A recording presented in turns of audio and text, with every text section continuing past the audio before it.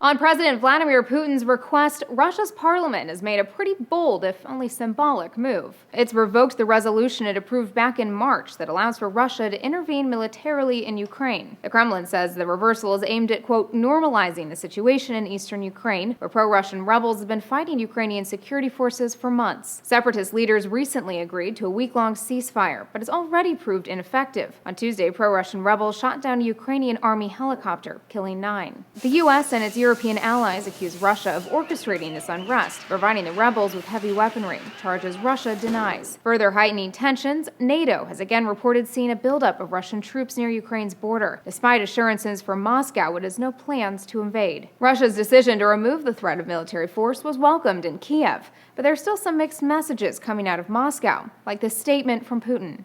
Cancelling the mandate to use troops in Ukraine does not mean we will stop paying attention to what's going on.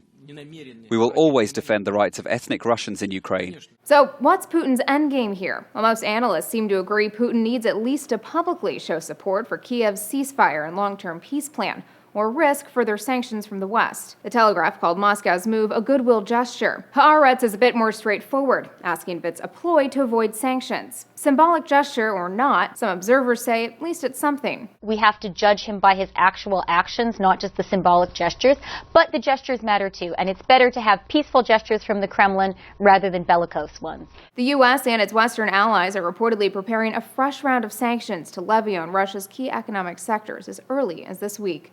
For Newsy, I'm Elizabeth Hagedorn, multiple sources, a broader view.